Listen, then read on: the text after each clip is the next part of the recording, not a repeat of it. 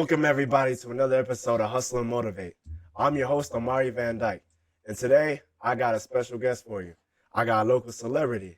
I got the man. I got that dude. I got everybody's favorite character and everybody's favorite rapper all in one. Got my man, ACQUEZ, joining us. How you doing today, brother? Appreciate you, brother. Thank you for having me, man. How you doing today, man? Blessed, man. Everything good, bro. I can't complain, man. Beautiful. Can't complain. You know Yeah. what you can't complain about? The Lakers.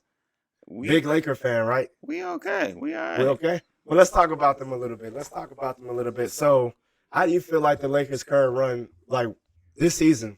Where do you see the Lakers going? Like, how do you feel about their current run right now? Honestly, it depends on health. Because when you seen in the in-season tournament when we had everybody except Gabe Vincent, we were pretty good. We had multiple defenders.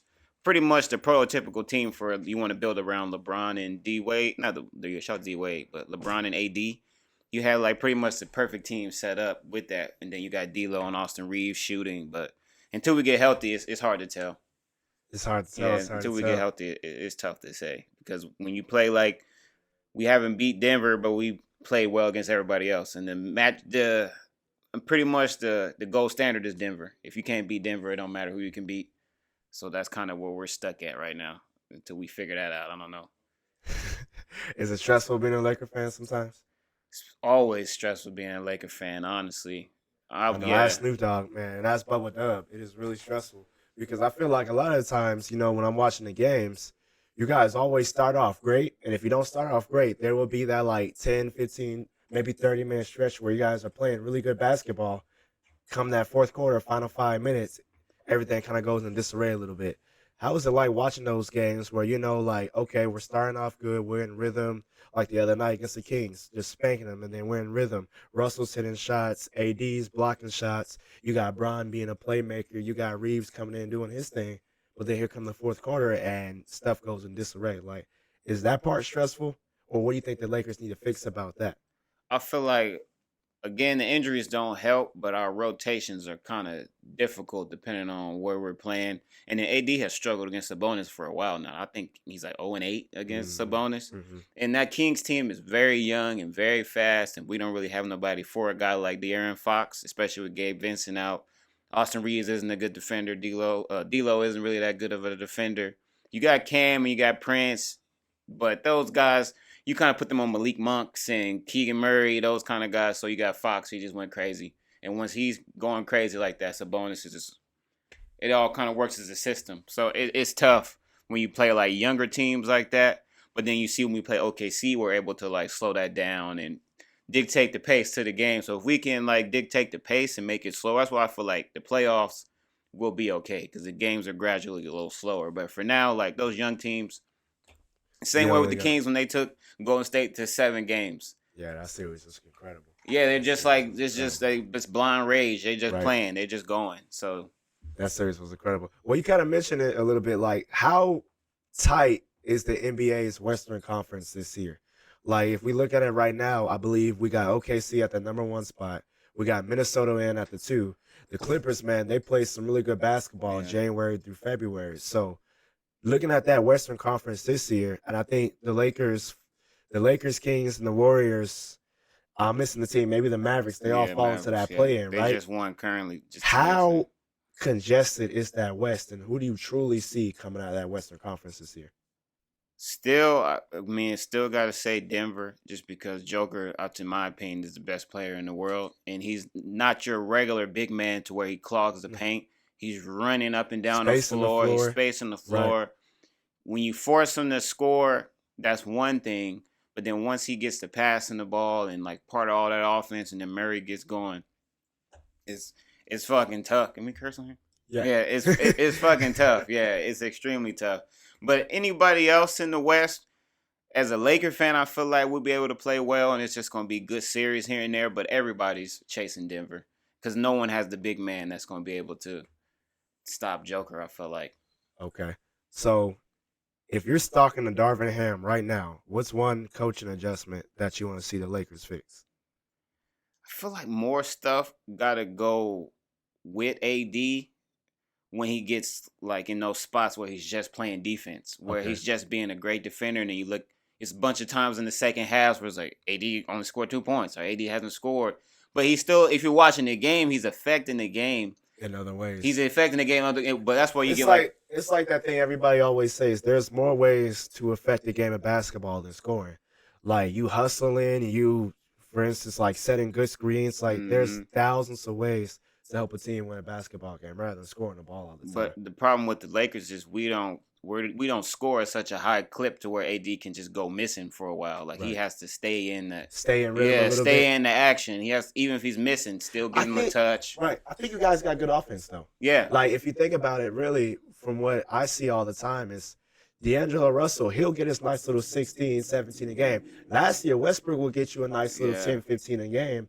And you guys got enough guys to where you can come in and give you some offense. Like Austin hmm Reeves, Gabe Vincent when he gets healthy. I think what's the dude who's on there? Cam Reddish, no? Yeah, Cam Cam Reddish. Reddish when he Yeah, gets healthy, yeah, you Cam know? Reddish, great defender for Yeah. us. Yeah, Torian Jackson Prince. Hayes is Yeah, on us on that team, yeah, man. So he you got helps on some the guys. inside. He's more just kind of like a lob threat type Right. of guy, but he helps. It's just he's not really, his IQ bug me sometimes. So when AD sit, he's like our only big man.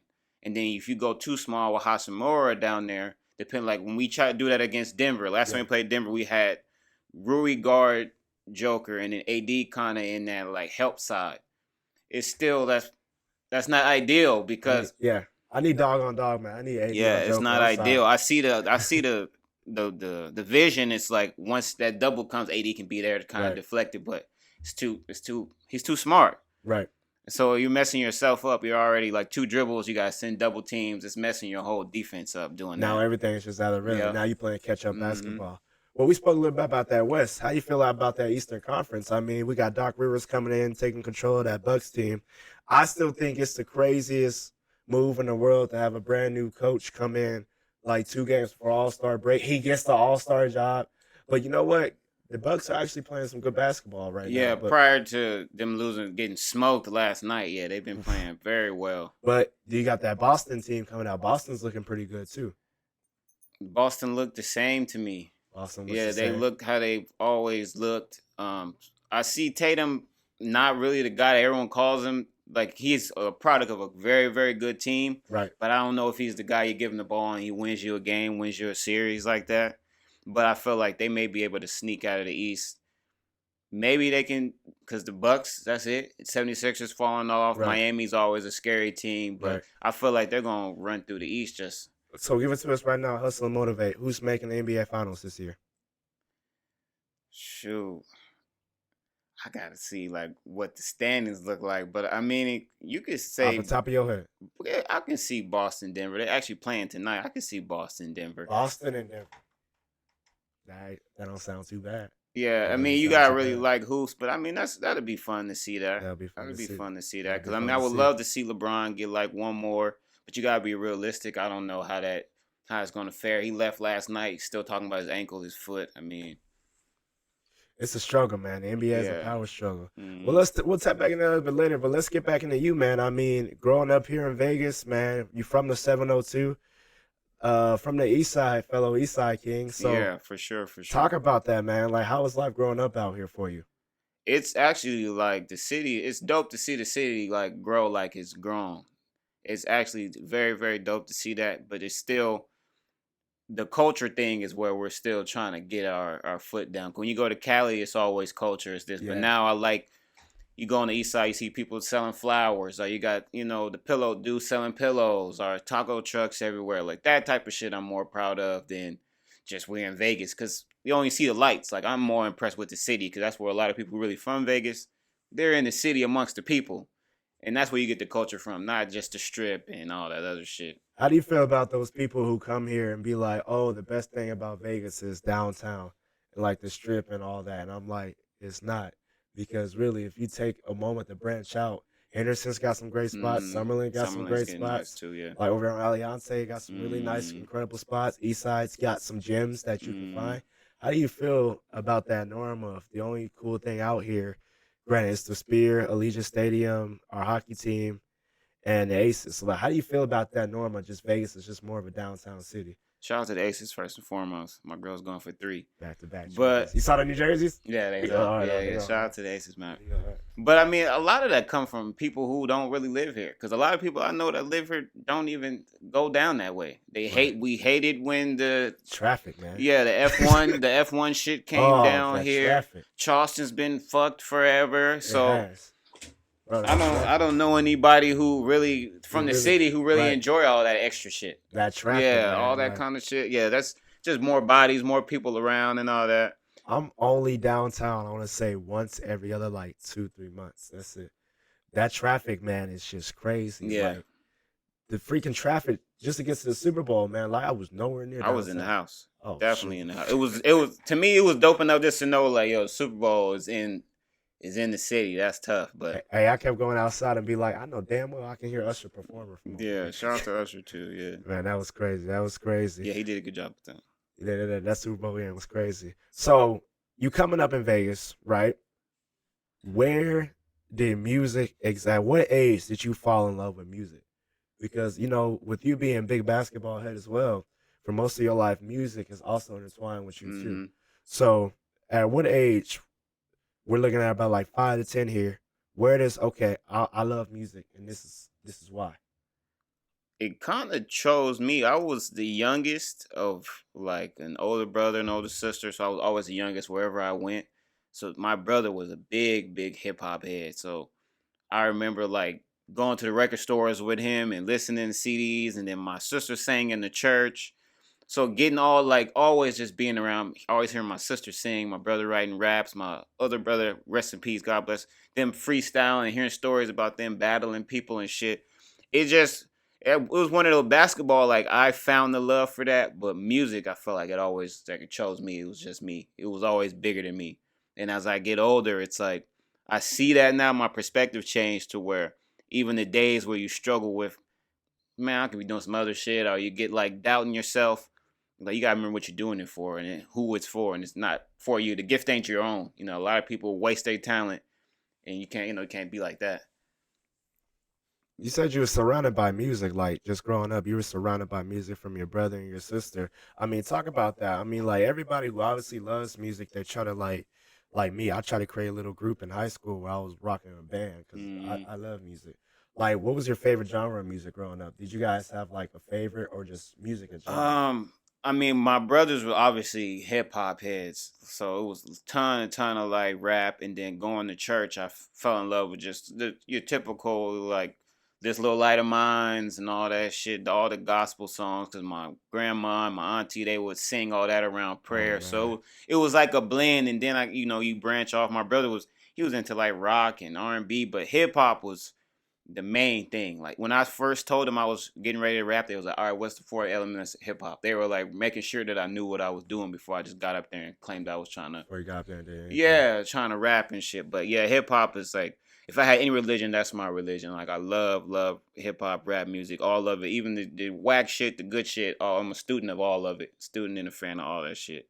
I want to talk about that a little bit. I want to touch base on that because I feel like not enough people understand that when you are coming up in church and you just surrounded by music, like bro, I was in a choir Yeah. and I thought I was the best singer in the world, so I hit by like 12, and I said maybe the same for me. Yeah, some of the world's greatest voices are in local churches. You wouldn't even Right. know. You wouldn't even know. You wouldn't have no Yeah. idea whatsoever. Like I remember we did Kurt Franklin's Stomp. Like we did that as like a Classics. solo, like a dance praise team performance. And some of the choir shows, like really music for me too, has been a big Yeah, staple in it my show you life. the power of music. Yeah. Yeah, that's incredible. So coming up around this time, we're still talking like 5 to maybe 11. Who are some of the biggest like hip hops? Like who is really popping during this time? This is like early 2000, right? Yep. The I early mean, 2000s. the Who's really popping right now? the people who once I like, cause my older brothers they had their own favorites. Right. Obviously, they ahead of my time. So I mean, they had like the Ice Cubes and the Ice Oh, okay, a little Teas. bit older. But when Who's I popping during like that mid 2000s? Like yeah, what? when Is I 50 got Cent, Eminem? yeah Yeah. Kanye, when I got in Ludacris, when I got into music, those like 50 was just coming out. Kanye, I was running to the store trying to beg my mom to buy. Like Wayne was blowing up, so those who I became fans of. But I Was had this already during knew. Wayne's R&B phase? Not No, R&B, Wayne but was rock and roll no, phase. Wayne was still He was rapping his still ass off. Yeah, okay. he didn't even get to But you all remember that. that rock and roll Yeah, phase? but he had already took over the world as a rapper, so he Yeah, was just jumping he was around. just doing. I mean, Prom Queen was kind of hard. Yeah, Prom Queen was but I hard. mean, I knew about the Jay-Z, Biggie, Nas, Tupac's, all that as a kid. Wu-Tang Clan, all that. But the people that I became fans of when I started listening on my own was like 50 and Kanye and that shit kind of. And then you just develop your own taste from there. Bro, one thing that really just like irks my soul a little bit is like I see people walking around all the time with the damn Wu Tang shirt. But I'm like, okay, y'all know who Method Man is? They're like, who? And I'm like, take that shirt See, off. I'm a snob of that type of shit because I really study music, so I don't even like seeing people wear the Right. Doughboy Ice Cube shirt. Oh. Yeah, if you ain't seen Boys in the Hood, if you don't Yeah. know Ice Cube's Yeah. music, past him being like, "Are we there yet?" No, that rubbed me the wrong way. But I know it's like a fashion thing. But I It's feel a you on that. trend. I I don't don't. understand it. I feel the same way when I Yeah, see people wear, and I see it every day, and it irks my soul. The Poetic Justice shirt. all that shit, or It's even like, rock band tees. Like I right. wouldn't wear a rock band tee. I ain't listening to their It's music. like freaking everybody's got the smiley face Nirvana shirt. But Mm-hmm. I'm like, can you tell me one song off the album? They're like, I'm Yeah, like, but it's against the power of music and the influence that it come with does, it. man. It does. It does. It does. Okay. During this time, well, as you're coming up, you obviously music influenced by you. You're also being raised by women too, right? Like you Yep. spoke in this a little bit. I think you spoke in your music a little bit how your aunt and your mom they've always been such big factors in your life. Yeah. Like your sister, like just I want to talk about the importance of just growing up as a black man around women's because women have to play dad and mom, so they have to play both roles, Mm-hmm. right? So what was some of the advantages you feel like you learned just by growing up with women? I think now again, like the advantage, like I know how to cook. I know how to cook, Mm, bake, clean up, mm, all that type of shit. mm. But then you lose. I'm not that good on knowing how to work on a car or type some shit like women don't necessarily know how to do. Or when I went through like the stage of thinking I'm a man, that the divide I had with my mom because she don't know and I don't know. My mom trying to be there for him, but she don't know how to teach me how to be a man. But now that I'm older, I look back and I really cherish that because the shit she did teach me kept me alive. But it was Right, just like I'm a man. She don't know shit. right, She don't right. know shit. So when I was like growing up, it was those type of problems. But I'm so grateful for being raised by women because the women I was raised by are like real vintage black, old Southern black women, and that shit ain't never coming back. God bless my grandmother. Like I still got my aunties, but those type of women, the standards that they stood on, it ain't there no more. Right. The hardest working people I ever met in my life, like did everything for people. Like you don't see that. Did everything that a man supposed to do, they did. Right. When I needed shoes to hoop or the physicals, my mom made it happen. My mom made it happen. So That's one of the things I feel like more kids nowadays and this new generation really don't understand anymore. Is that growing up kind of like an era that me and you did, I was raised by a woman too, right? So mm, I learned how to cook, clean. I'm cleaning the house. I'm doing all this and that. But I also had the luxury of not knowing how to do certain things that you have to learn from men. So mm, yes, there is that balance of certain things men can teach you, but certain things growing up too. If you're growing up by a woman, you're gonna take some traits from her. yeah. So really too, like just tell everybody like what's it like growing up in a black household. It's a lot of shit that if you ain't black, you just like. It's like if you ain't really like from that culture, you wouldn't get the same way with like his because like Hispanic moms also held me down Right, and helped raise me right, too. But right. if you ain't really from that, been around it, You don't you really wouldn't know. you wouldn't You wouldn't really understand. You wouldn't understand get why they act like how they it. act or why has to be Oh like this gosh, or. man. But yeah, You but just spoke for myself and 10,000 people watching this show, dog. That's crazy. yeah, Like man. you wouldn't really understand it too. So let's dive right into that. So now we get into what we're getting into a little bit of 10 and 15 years old here. You still influenced by rap. You still writing music. At this time you're writing, Mm, you have journals where you're writing stuff in school. But this thing sitting on this table, man, is a key factor in your life at this point too. definitely still in my life. Yeah. When did basketball become that main I'm just him in basketball. Like, when did that become such a staple in your life? It was, bro. Look, literally, I remember like kindergarten playing on the the little hoops, like those little hoops you just sit outside to learn on, just playing from there, and then you go to recess. All you want to do is hoop. I was writing all the time, but I was more just writing to write. All I was trying to do was hoop. All I cared about was playing basketball. I just wanted to hoop. I didn't really even take recording raps seriously until I got hurt and I was sidelined and I just had stacks and stacks of raps. But yeah, basketball has been my saving grace. I feel like that kept me, still got into some trouble, but that kept me out of a lot of trouble I could have got into. And playing sports just teach you so much. It teaches you a lot of just discipline and working with a team and how to communicate and how to push yourself to that other side of the hill and all that shit. But yeah, basketball is, man, I love it to this day still. I think I would say that's my first love. Like music chose me, but I chose basketball. But you chose Yeah, I basketball. chose basketball for sure. You Yeah. chose basketball. And let's talk about, man. Like, did you ever play like them Doolittle teams were tough? Like, I don't know if you ever played for Doolittle, but those teams, like, what were some y'all teams before you even got to middle school, or you started playing like organized school basketball? Were you hooping on some y'all teams, or were you just always hooping at some parks? It was all outside. All outside the Yeah, you parks. meet so many neighborhood legends. A lot of guys couldn't make the team because they ain't had the grades, but they could still hoop. So this is the shorts under the jeans. So we pulling up wherever hooping. We going to Parkdale, we going to Mac, we going to Sunset, Lewis to hoop, Snyder Park to hoop. Wherever there's a hoop outside, we walk in there and we running. We playing games. I'm gonna ask you a question, but it's gonna kind of be hard to remember. What's one memorable? What's the most memorable outside game you probably remember playing before you even started playing middle school basketball? Before you even started playing like your very first team organized basketball? What's the most memorable outside game that you just said, okay, this is the game that I'm gonna shine. I think I was actually thinking about this. I was we were playing at think what is it, Snyder Park? Whatever. I always forget the name of that school, but it's on Stewart and Bonanza, that school right there. And we were playing in I think it was a 2-on-2 or 3-on-3 tournament for money. And I was a kid and they were all like adults. This is 2000. I want to say 5, 6, maybe This might be a 2007, little later on. 'Cause I was a 2008, little older, 9, yeah. around there. Yeah, I 2008 was or still 9. at Mac, but I was Okay. like starting. This one I knew I Okay. was pretty decent because they were all like grown ups, and I was the only Okay. kid, and we were playing for like money.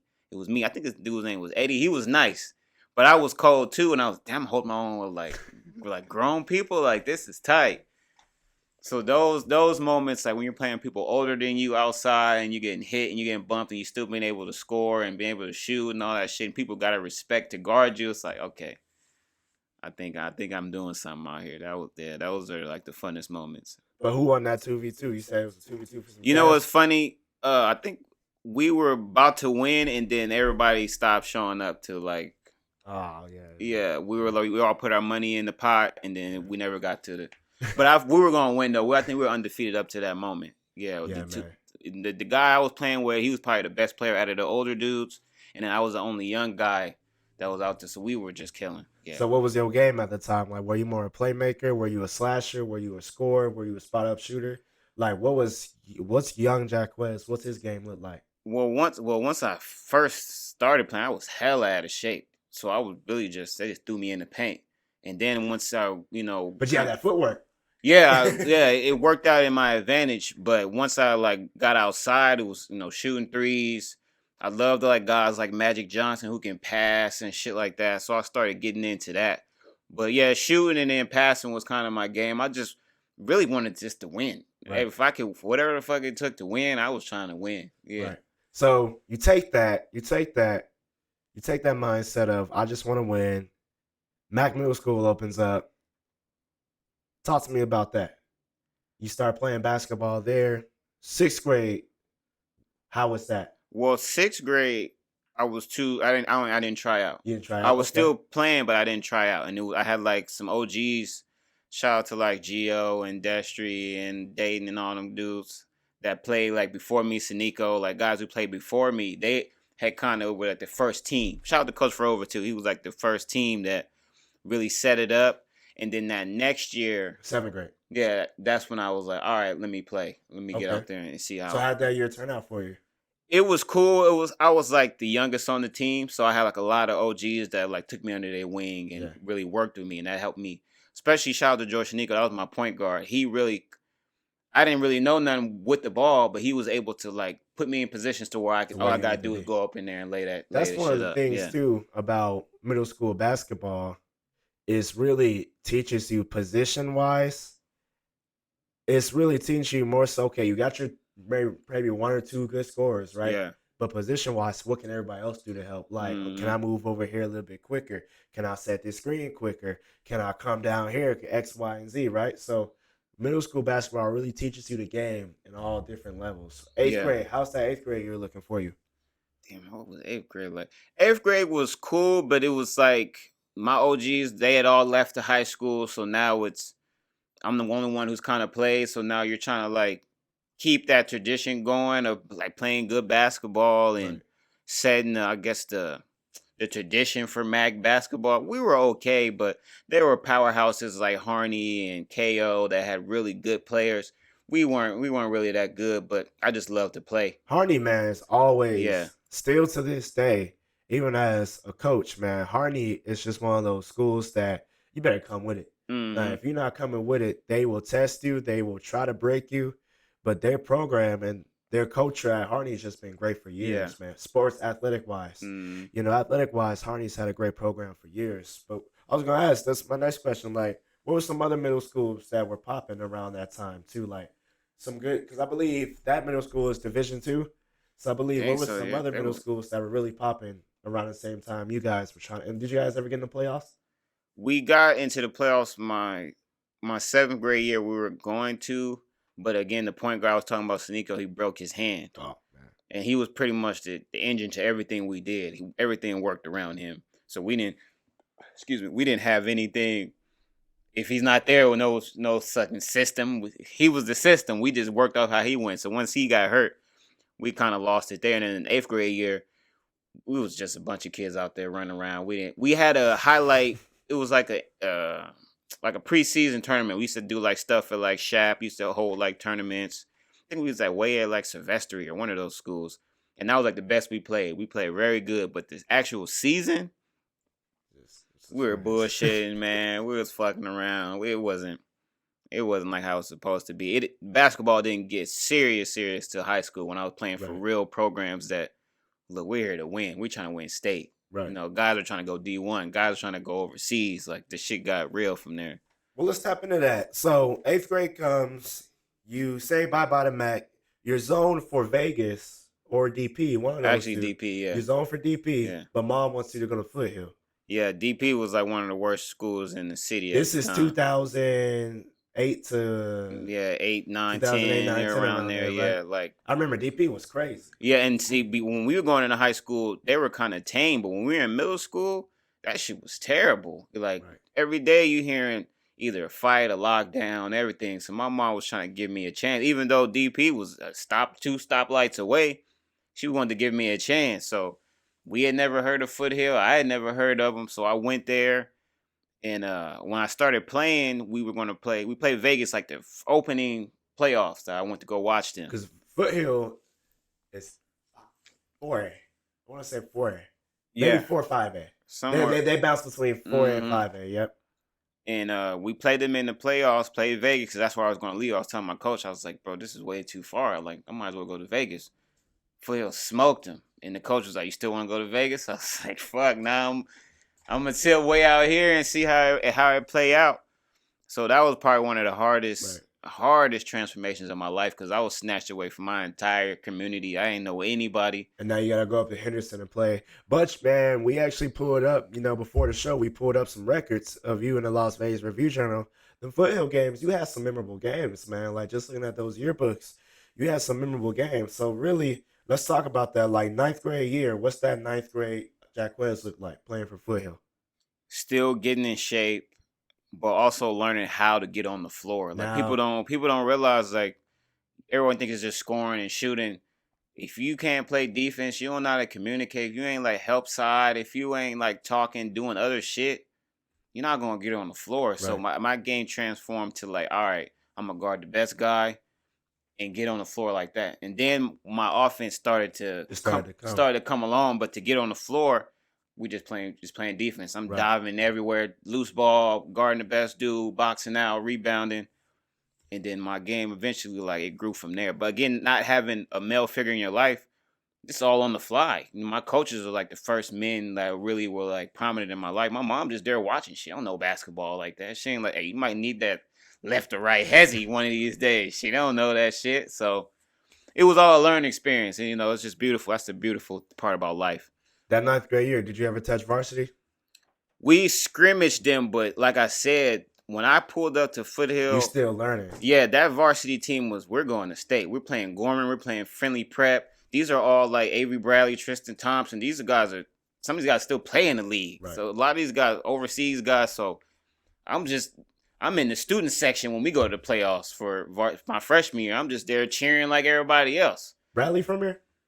He went to Friendly Prep. I don't know if I think he's from Texas, but he went to the prep school out here where they were just, you play a year or two and they shipping you to. Bradley's one of the. Because then he went to Texas right after that, and then he was. Man, he's a really great defender. He defends better than Beverly, but you know what? Who am I? Just a guy who's never played professional basketball. Yeah, no, him and Corey Joseph was like the backcourt, and 10th grade, nasty. 10th grade, you touching JV now, right? In the 10th grade year. Now, are you learning the game a little bit better in 10th grade? Yeah, because now I know the people at the school, and I'm knowing the coaches. I'm familiar with the program, familiar with the area. So now I'm working out with the guys. We staying after the shoot. You know, I'm playing more, so I know, like, okay, I know what to get on I know how to get on the floor. But now I'm like, okay, when we run this set, I might need this shot, or I need to be able to make this shot to help the team win, not so just be a defender and pigeonhole my game. So yeah, 10th grade year was when I guess you can say the shit slowed down for me a little bit. I was playing more with the varsity team, scrimmaging against them, guarding the better guys. When we go to like summer AAU, YMCA, I'm playing for the varsity team and all that. So that's when I really started to feel like, okay, this shit, yeah, I'm getting good. Now, 11th and 12th is pivotal, right? Because now you got it. Now it's coming. Now it's flowing. Now I'm making a little bit of noise. I get hurt.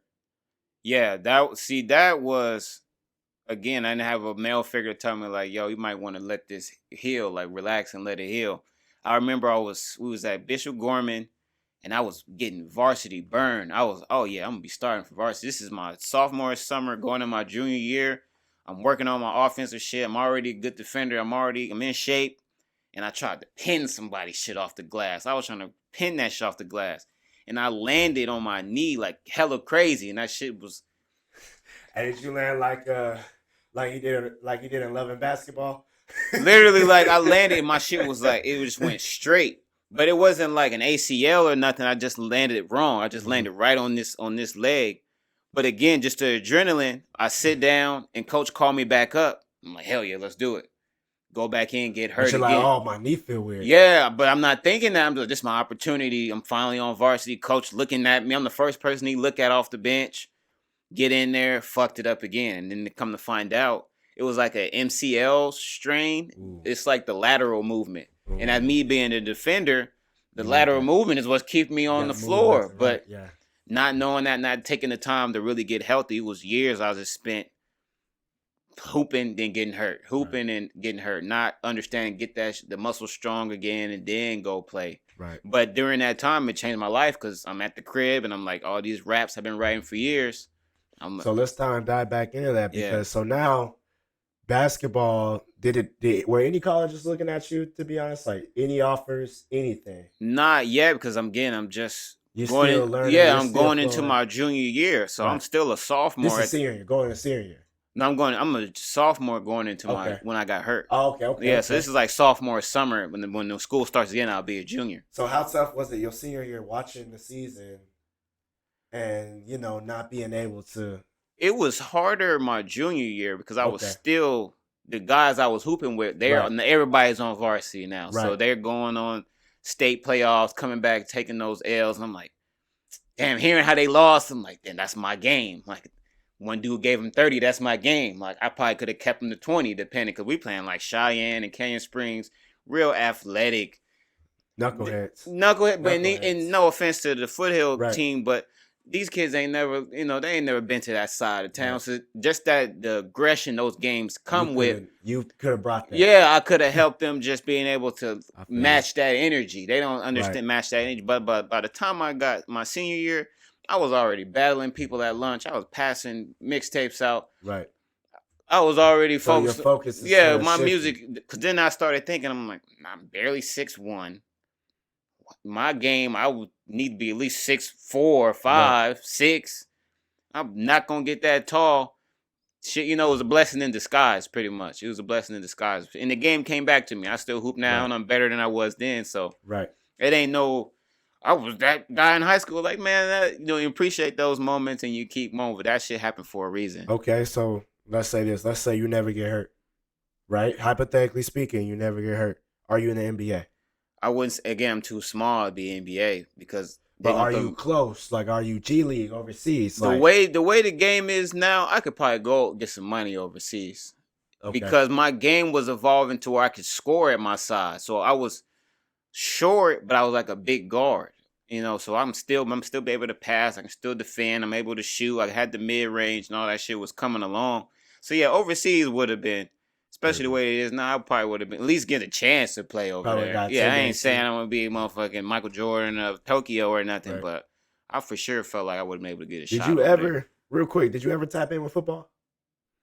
They wanted me to play because the way I played basketball was so aggressive, but I Right. was all basketball. I was like, I don't want to get hurt. Could you play football? Like, do you have the Yeah, I skills was fucking PE champion, intramural champion. I played running back, I played quarterback, I played linebacker. The only thing I couldn't play was cornerback. I couldn't turn my head like corner stuff? I couldn't Corner understand how that Corner works. stuff. Even coaching it, teaching the coaching that corner is tough because it's a lot on the defensive side of the ball. Because one thing you're looking at is, okay, I gotta look at my receiver. I gotta know my route recognition. Mhm. I gotta see ball. I gotta be able to make a play on the ball. Obviously, corner is tough because you gotta watch You're out. not seeing, You gotta watch out for that slant, nice little post. It's like a lot of stuff you Yeah, gotta watch so out for. middle linebacker and free safety was easier for me because I can see the play developing Yeah. and I can see the quarterback. Okay. So when he released, I'm like, okay, I I know where already he's know where the going. Yeah, I ball's know at. where he's going. DB, like shit. Yeah, I don't know where in the ball, Nice. if the ball even coming my way. So that Nice. was the only like position that kind of couldn't get with. But yeah, from quarterback, I always liked quarterback because it was like a point guard to me. Right. You were responsible for a lot what went wrong, like Right. went good or bad. I like that responsibility. Right. Like, and then running back was cool, tight end was cool because I wasn't really fast like a wide receiver, but I was big. Could really catch. Yeah, Antonio Gates, Tony Gonzalez, guys like that. It's So crazy because you hear guys say all the time, I was better in one sport than another. Like Allen Iverson is yeah, a dog in he football. swears that he should have been in the NFL instead. Like, have yeah. you seen his highlights? Yeah, he was nice though. Incredible, man. Yeah, like he he was actually nice, might though. have been solid first pick. But when that basketball is calling sometimes, man, it's crazy. So around this time, this is 12th grade year. Around this high school time, you understand basketball's not happening. Your longtime friend, your longtime brother at that, unfortunately passes away. How does this in high school? Now you're in high school, right? Around this time, still a little bit. What's just the backstory of that, and how does that affect you? Was that also a part of you saying maybe the basketball ain't for me right now? No, because I had lost a friend. Rest in peace to Jared. He had died. I think we were like 9th or 10th grade. So I was kind of been accustomed to that type of lifestyle. So again, you internalize it as a young man. You don't know you're dealing with that type of stuff because that's not normal. You don't realize that it's not normal being in 10th grade and your friend getting shot on the day before his birthday. At his birthday party, he was shot and killed. Like that's not normal. But you just hear the news. Is this Mark or is this? This my boy Jared. Okay. He passed before Mark. Okay. But me and Jared was cool, but Mark was really like a guy Your we brother. know. Yeah, I know him forever. So that really hit. But I was more so into the music at the time to where it was easier to. You were able to illustrate that. Yeah, I was able to When get his those passing- feelings out. Yeah. When his passing did happen, like, where were you at the time, and like found out news, and like how was that for you? Like just that news of like, wait a minute, you mean to tell me my brother's gone? Like, how was all that? It's honestly the cliche story, bro. I think he might have passed maybe a Monday or a Tuesday. We had hung out that Saturday. We was all every weekend we was doing some shit. So we all out that Saturday, Sunday. Then you get that call like, yo, what the fuck? I'm like, what? So I called my other homie who, you always got the homie that you never call. If they do call, it's something serious. So I was like, let me call my boy and see what the fuck going on. Like, bro, what's going on? And I can hear it in his voice. I was like, How did fuck. he pass away? The story that I heard was like, I guess you can say an accidental overdose, but he was spiraling and he was living a fast life. We was doing a lot of shit we shouldn't have been doing. So he was like, we was drinking lean, popping pills, smoking weed, doing all that type of shit. And I think it just got a little out of hand with him, with his situation. But again, we so young, we not realizing that it's a problem. We out and we on bullshit. That's what we on. So him passing was like tough. We just the whole friend group like fucked up. Yeah, like imagine the homie right here passed. You know what I mean? Yeah. It's gonna fuck that whole It cycle will. up. Everybody The kind of whole went they atmosphere will get. yeah, that whole everyone copes differently and Right. everyone mourns differently. So it's the friendship what we all had. Right. It was just always missing something. Right. Yeah, so that was tough with So that. around this time, so the deaths happen. You're permanently after high school, and now you focusing on rap. Come out of high school, now you like what, 19, 17, a good 17, Yeah. 19, right? What's the vision now? Now you rapping, now you're writing music. Now, when does you really start to write that first album? Like before it was streaming, before we even get to that first streaming album, when did you really put together that first like nice little track, that first nice little tape? Shit. I think it was called Another Night on the Mic, and I was just on YouTube. I begged my mom for some like. I kind of did a little bit of research, just enough. Like I know I need a mic, I know I need an interface, headphones, shit like that. So I begged my mom for it. Actually, God bless my boy Mark. He got me my first interface. I told him about what I was trying to do, and he like sat me down to the computer. He said, "Which one you want?" And he picked it up for me. But my mom got me my first mic, and then from there I was just Just rapping. Like I saw this video, man. You got a storage, and in that storage room, you got about 20,000 hours of just lyrics on yeah. notebooks on just playing visions, just music that hasn't even been released yet. Mm, Music that you wrote from like 10 years old, you still yeah. have. So really, like after high school was the vision. I'm gonna be a rapper, and here's how I'm gonna do it. It started that when you're young and naive, you just think I'm gonna be a rapper. It's like I'm gonna go to school and be a doctor. And then once you get older, you're like, yeah, I'm good at rapping and this and that, but you gotta realize it's a business involved with it, and there's politics involved with it, and it's more than just being talented. And this got to be better. And like I was good then, but I wasn't good as I needed to be. You know what I mean? As good as I needed to be, and knew the stuff that I needed to know, or the people I just because it's a team about everything. You gotta have a team for everything. So it was just me sitting there writing a bunch of raps and recording all the raps, but that ain't how it worked. It was always a team with involved. So it didn't become like, all right, this is because a rapper is such like I don't want to say it's a bad term, but it kind of the people who really are artists is a whole thing to it. You'll call like Jay-Z is a rapper, but he's like he say he's a business. It's a lot of Hove, man, yeah, he's it's a Hove. lot of He's Hove and Jay Z at the same time. yeah, it's a lot of things happening. And then once I seen like guys who are more related to like God Bless Dead, Nipsey Hussle, guys who are independent and from their own communities, that's when I started to see it. It wasn't like, okay, if you're not Eminem or Nelly or 50 Cent and selling 50 million records, how can you still make that same impact and not be like Michael Jackson or Drake or something like that? 2009, Michael Jackson passes away. That didn't really, no disrespect, but that I wasn't like Michael was before. We all Right. know Michael Jackson, but I wasn't sitting Biggest- there right. crying were because you? Michael What died. were Yeah. you when it happened? Might have been at the crib. I might have called my Might have been at mom the at crib. work, like bugged her at work, like, yo, Michael Jackson died and shit. But Michael Jackson was like, Crazy. Yeah. long as I've been alive, long as a lot of us been alive, Michael Jackson been probably the most famous person besides like Snoop now. Like Right. Michael Jackson probably the most famous person in the Probably world. still to this day. Yeah. Still to this day. So you're writing. This is now your transition to the phase of now you're going into older, like young 20s, right? Mm. Are you still trying to make it to the point where I'm trying to get in the studio, I record that one track, I'm gonna go all the way? Or what are you thinking right now as a young man of if one person hears this, I'm ready to go. Now you're writing, you're still writing music, you're releasing more and more, but what are you learning in your young 20s at the time about rap music? And where I were you trying to go?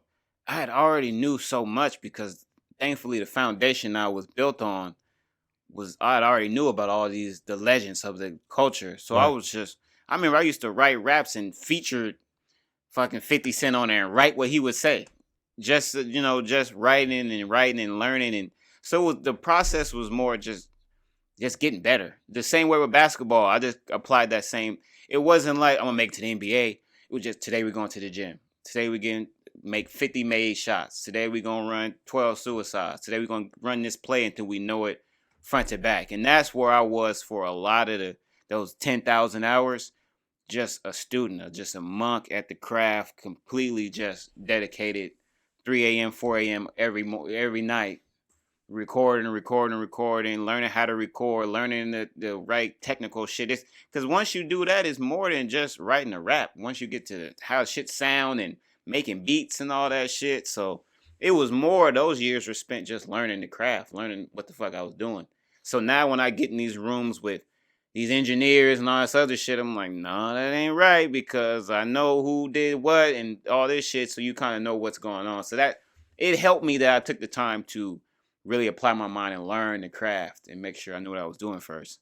So are you more self-taught when it comes to the industry, or did you have any reliable role models that kind of help you guide the way of, yo, no, this verse needs to be written like this, or this is how you say this, or who were your like really role models in this rap game?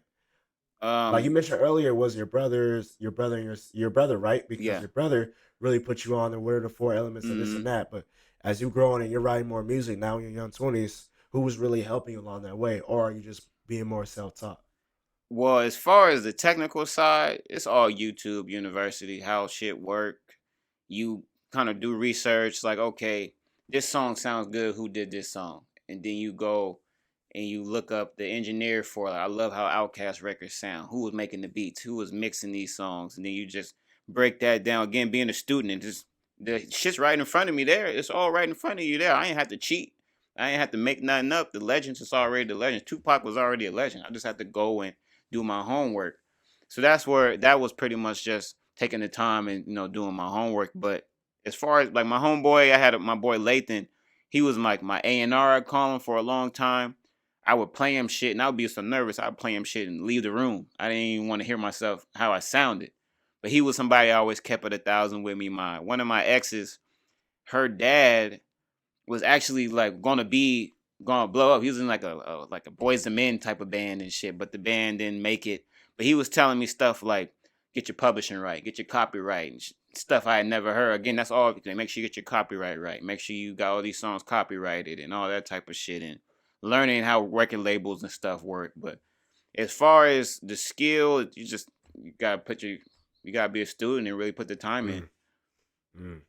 So you get around here to 2015. You go to Apple Music. You release that first streaming album. Glad you called. What do you remember most about that album?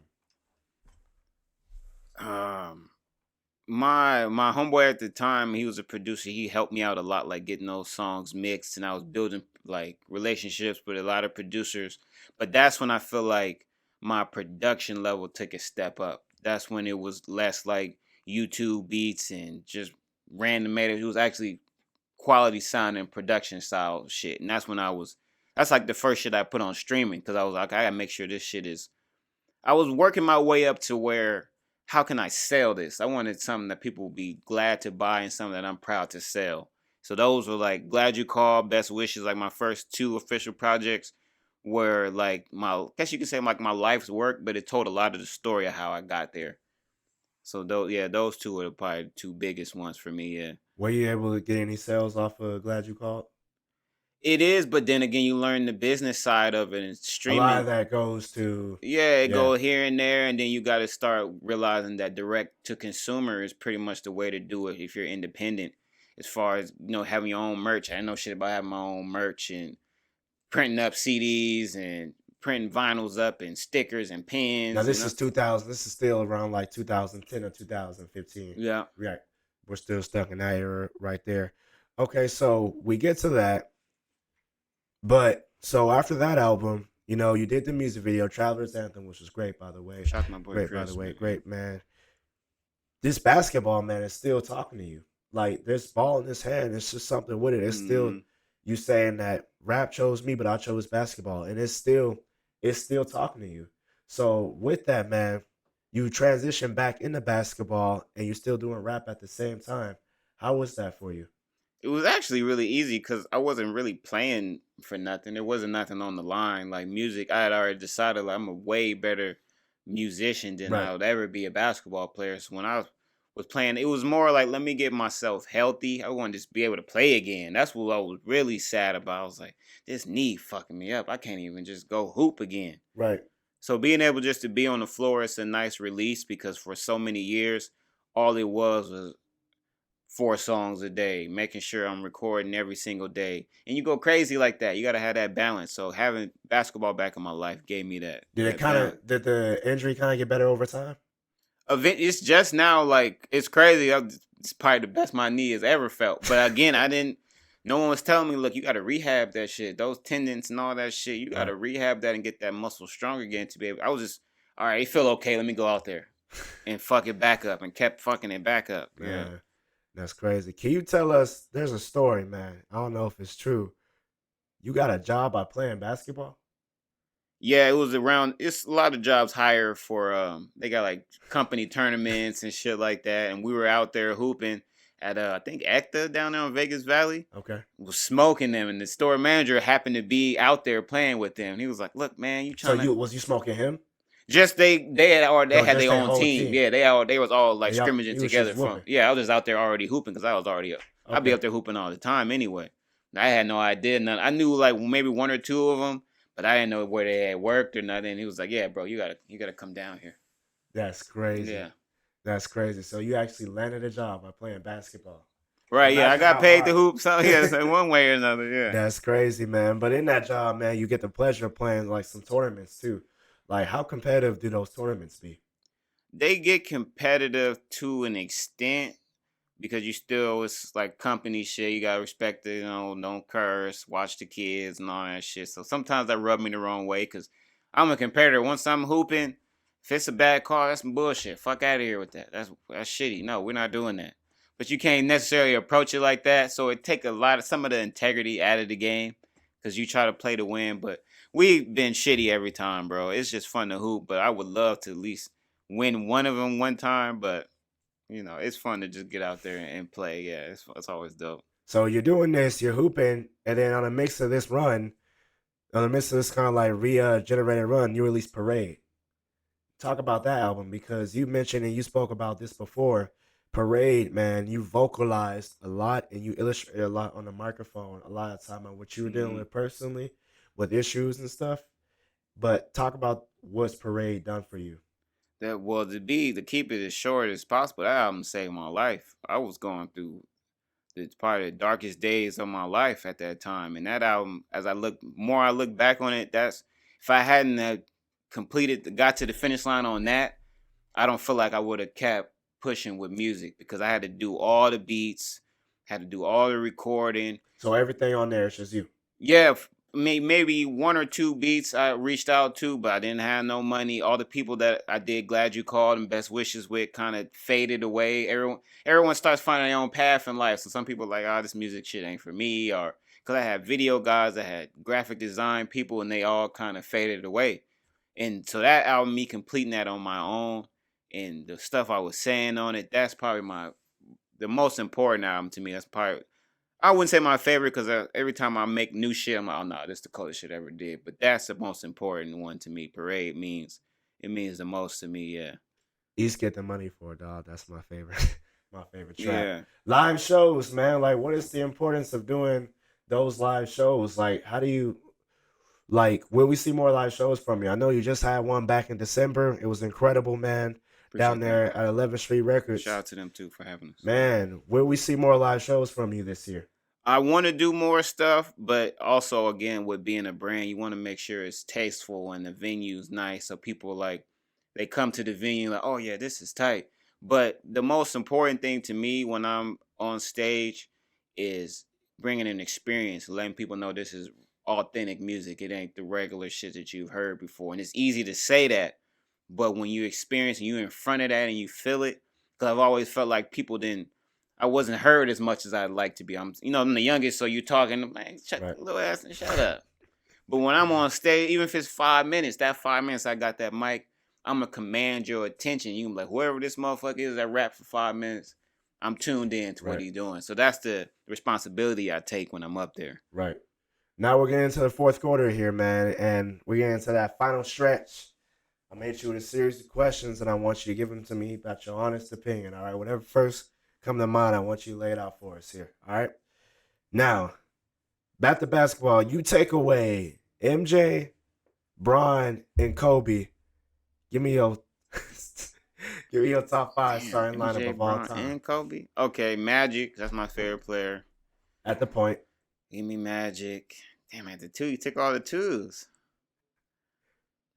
I guess you can throw. Damn, at the two. I guess I'll throw Curry at the two. Ooh. Yeah, I'm gonna throw Curry at the Ooh. two. KD at the three. Okay. I fight between Dirk and Tim Duncan. I'm a big. At the four? Yeah, Dirk and Tim Duncan. Like Dirk is one of my favorite players. Kevin Garnett? Nah, Okay. I love KG, but I liked Tim Duncan and Dirk kind of did. Tim Duncan did everything KG did, but he didn't have the. I like how KG approached the game. Right. But give me Dirk and then give me Shaq. Yeah. It's cold. Yeah. That's cold. You could take that and you could go roll with anybody. Yeah, give me Dirk, give me Shaq. Yeah. Take out Pac and Biggie. Top 5 music artists of all time. That's kind of easy because I don't think Pac even in my top 5 or 10. But I like Scarface. I'm a big Scarface guy. Again, that was passed down to me. Scarface, Andre 3000, Mos Def, Ice Cube, Jay-Z, Wayne.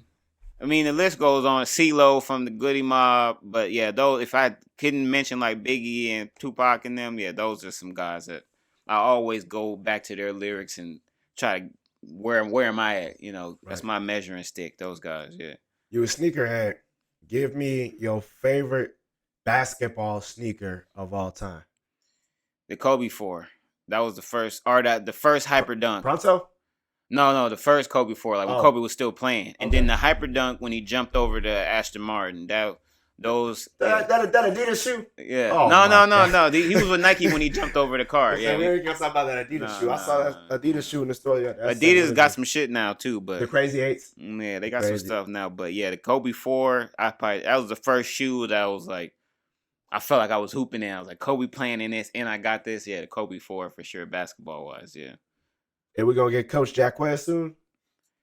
I want to do it how Snoop did it. I want to get the music thing to a big enough platform to where I can really come back to my community and have the kids right, not just on some rinky dink shit. Have them nice jerseys, be able to travel, see shit, and really get some good, decent players out there. But it's coming. It's in the works.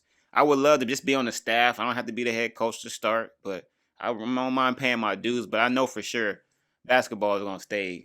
I'm still in my playing. I'm still a hooper right it's now. Gonna be but calling you. Yeah, man, I would love to coach. Yeah, you could drop an easy 25 on me. I'll tell you that. I might give you 10. I would love to coach. Yeah. You got a young Ty sitting right here. What are you gonna tell him? Just keep the faith, man. Don't look to the left or the right or behind you. Just stay right in front of you. Even though that shit may look spooky, the road might be dark. Just keep walking, keep traveling that path, and you're gonna be where you need to be. My man, I appreciate you for coming on the show Yes, today sir. because, thank you for having me, man, Vegas needs to understand you're a local celebrity. I mean, even as the album says, you're a local celebrity, dog. And yeah, and there's nothing wrong with being a celebrity where you're from either. Right. Like people should know where you're from. That's the basis. You're a local celebrity, man. And I said this before, man. You give me more so Andre 3000 in a way because you're so innovative and your projects you do with a passion. Yeah, always. And you're innovative and you're creative, and the way you attack it, you go for it, and you nurture it. You take your time and you're patient. Just like people want 3 Stacks to start rapping again, Yeah. He's passionate about giving you something. Does Mm-hmm. that make sense? So, man, you're a Vegas celebrity, man. You're a Vegas legend, and I really feel like having you on Hustle and Motivate, man, it's gonna be really good to have a lot of people hear your story, hear your vision, I always appreciate keep y'all. keep Yeah, going. having me, man. Yeah. That's your solo camera right there. So I want you to end this off by giving us one motivating takeaway. My shit is take yourself seriously. That's what I tell myself all the time. Take yourself seriously. Some people, they joke and they laugh, but take yourself seriously and see what that gets you. Really take yourself seriously. Yeah. Appreciate it. My boy, thanks for Yes, coming on sir. today. That Yes, was sir. Hustle and Motivate. Catch us on YouTube.